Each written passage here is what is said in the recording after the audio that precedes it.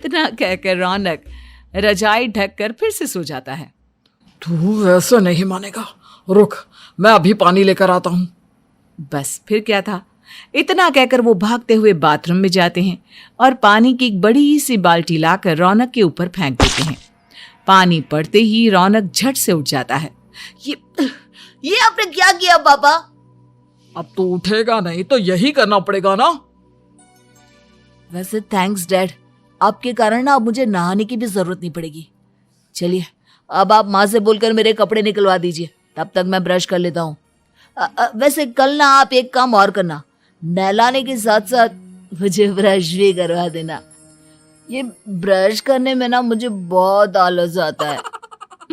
रौनक की बातों से अरविंद का मुंह खुला का खुला रह जाता है। वो अपनी पत्नी कमला के पास जाता है और रौनक की हरकतों के बारे में बताता है, जिसे सुन उसकी पत्नी हंसने लगती है। तुम अपने बेटे को समझाने के बजाय हंस रही हो। रौनक बच्चा है, धीरे धीरे सुधर जाएगा। आप क्यों उसके पीछे पड़े रहते हो? अभी नहीं सुधरेगा तो कब सुधरेगा?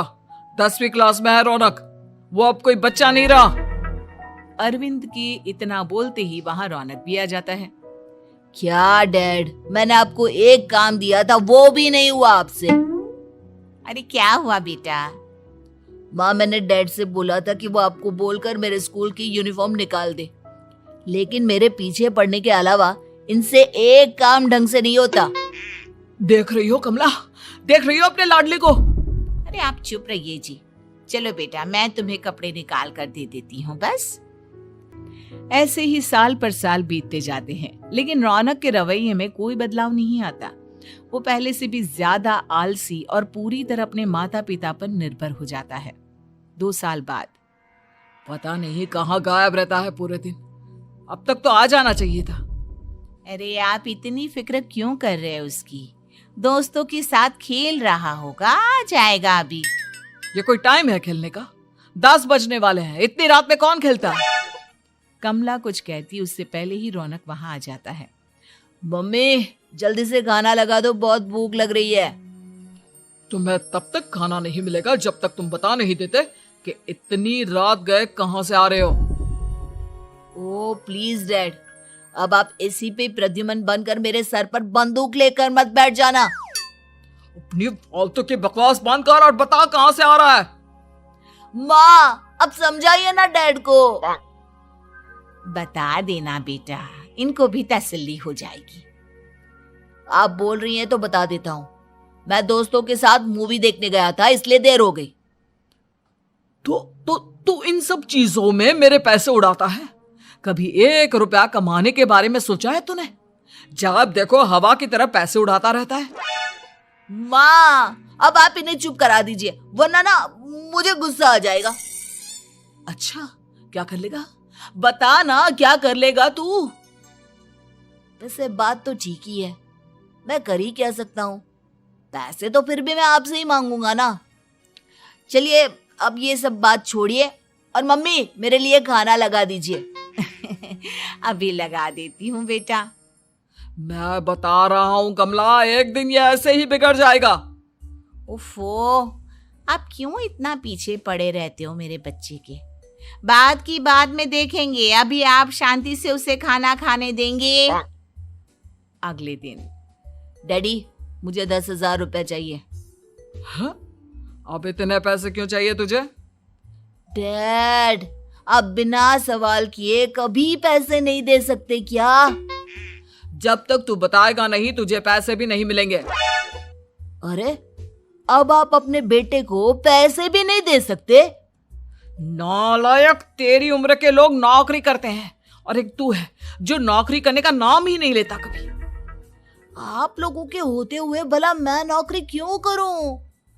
अरे हम कब तक पैसे देंगे तुझे? तुझे भी तो अपने पैरों पर खड़ा होना होगा ना। कौन सा उधार के पैरों पर खड़ा हूं?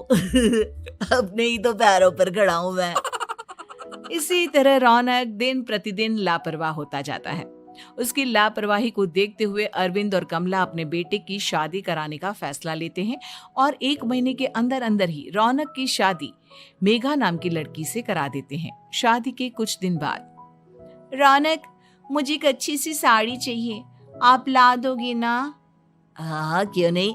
कितने तक की आती है साड़ी? यही करीब 5,000 तक की।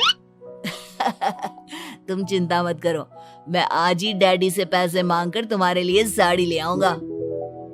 आप कब तक ऐसे ही अपने पापा से पैसे मांगते रहेंगे? कोई अच्छी सी नौकरी क्यों नहीं कर लेते आप? अरे डैड के होते हुए मुझे नौकरी करने की जरूरत ही क्या है? पर आप ऐसे कब तक उनसे पैसे मांगते रहेंगे? कुछ आपको अपने दम पर भी तो करना होगा ना। अब तुम भी बाकी लोगों की तरह मुझे ज्ञान देना शुरू मत कर देना। साड़ी चाहिए ना तुम्हें, मिल जाएगी बस। इतना कहकर रौनक अपने पिता से पैसे मांगने चला जाता है।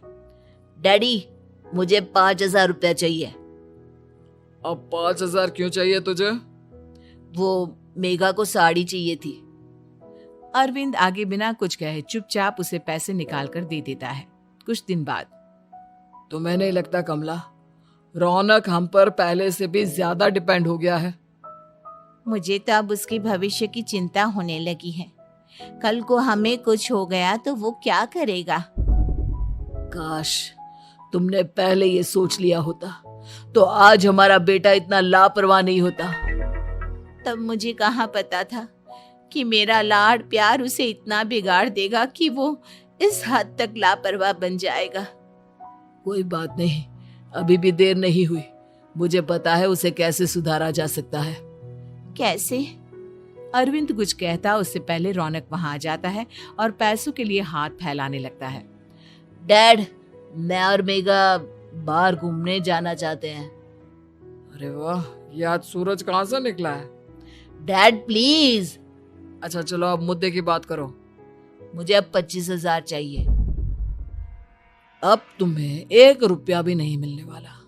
अगर तुम्हें पैसों की इतनी ही जरूरत है तो कोई ढंग की नौकरी कर लो। मम्मी, आप कुछ कहिए ना डैड को। बेटा, वो गलत क्या बोल रहे हैं? ये सब हम तेरे भले के लिए ही तो कर रहे हैं। मम्मा, मैंने बताया ना आपको, मुझे नहीं करनी कोई जॉब वॉब। तो ठीक है, निकल जाओ हमारे घर से। तुम्हारे जैसे लोगों के लिए मैंने ये घर खड़ा नहीं किया है। जितना ये घर आपका है ना, उतना ही मेरा भी है। मैं कहीं नहीं जाने वाला। जाना तो पड़ेगा ही तुझे, क्योंकि अब मैं तेरा कोई भी खर्चा नहीं उठाने वाला। ठीक है, मत उठाइए मेरा खर्चा, मैं अपने दम पर भी जी सकता हूँ। तो बेशर्मों की तरह अब तक यहाँ क्यों खड़ा है? अपना सामान ले और निकल जाए यहाँ से। रौनक पैर पटकते हुए वहां से चला जाता है। घर से निकालना जरूरी है क्या उसे? बिना पैसों के कौन रखेगा उसे किराए पर? अगर उसका भविष्य सुधारना है तो हमें अपने दिल पर पत्थर रखकर ये कदम उठाना ही होगा। दोनों बात कर रहे होते हैं कि रौनक अपनी पत्नी के साथ एक बड़ा सा बैग लेकर घर से निकल जाता है, लेकिन घर से बाहर उसे कोई भी मुफ्त में अपने घर किराए पर नहीं रखता। अंत में थक हार कर वो फिर से अपने घर चला जाता है। क्या हुआ? थोड़ी देर पहले तो दहाड़ते हुए घर से निकला था, अब क्या हुआ? नहीं रखा ना किसी ने तुझे किराए पर? डैड प्लीज, मैं कुछ दिनों में कोई अच्छी सी नौकरी शुरू कर दूंगा। आप तब तक तो हमें रख लीजिए प्लीज। सुबह से रात हो चुकी है लेकिन कोई हमें रखने को राजी नहीं है। अब आप ही बताइए, इतनी रात को मैं मेघा को लेकर कहाँ जाऊंगा? ठीक है, बहू की वजह से मैं तुझे घर पर रख रहा हूँ, लेकिन तू इस घर में एक बेटे की नहीं बल्कि एक किराएदार की हैसियत से रहेगा। 3 महीने हैं तेरे पास। इन 3 महीनों के अंदर अंदर मुझे तेरी पहली तनख्वाह हाथ में चाहिए, समझ गया? पक्का डैड, इन 3 महीनों के अंदर अंदर तो कोई बढ़िया सी नौकरी ढूंढ ही लूंगा मैं। ऐसे ही धीरे धीरे समय बीतने लगता है और अरविंद के दिए 3 महीनों में से 2 महीने बीत चुके होते हैं। पापा जी ने हमें 3 महीने दिए थे, जिसमें से 2 महीने तो बीत चुके हैं। अब ये आखिरी महीना बचा है। अरे तुम चिंता मत करो, आज मेरा ना 2 जगह इंटरव्यू है, दोनों में से कहीं ना कहीं तो जॉब लगी जाएगी। अच्छा, all the best. Raunak interview के लिए निकल जाता है, जिसके बाद शाम में रौनक घर आता है। कैसा गया इंटरव्यू? आपकी नौकरी लगी या नहीं? अरे पहले सांस तो ले लेने दो अच्छे से। बताइए ना, मुझसे तो जरा भी इंतजार नहीं हो रहा है। वो दरअसल बात यह है कि मेरी नौकरी तो लग चुकी है लेकिन पैसे बहुत कम है। कितने पैसे हैं? 15,000। इतने में अरविंद और कमला मिठाई का डिब्बा लेकर आ जाते हैं। बधाई हो बेटा। हम जानते थे तेरी जॉब जरूर लगेगी। लेकिन मेरी सैलरी बहुत कम है मम्मा। कम है तो क्या हुआ, धीरे धीरे बढ़ जाएगी। हाँ बेटा, हम तो बस चाहते थे कि तू अपने पैरों पर खड़ा हो जाए। मतलब अब आप मुझे घर से नहीं निकालेंगे? नहीं, ये सब हमने तुझे जिम्मेदार इंसान बनाने के लिए किया था। Thank you mummy papa. अगर आप दोनों ऐसा नहीं करते तो मुझे कभी अपनी जिम्मेदारियों का एहसास तक नहीं होता। आज आपने मुझे सिखा दिया कि इंसान का अपने पैरों पर खड़ा होना भी जरूरी होता है। इतना कहकर रौनक झट से अपने माता पिता के गले लग जाता है और अपनी कमाई की पहली तनख्वाह वो अपने माता पिता के हाथ में सौंपता है। इस तरह रौनक एक गैर जिम्मेदार व्यक्ति से एक जिम्मेदार व्यक्ति बन जाता है।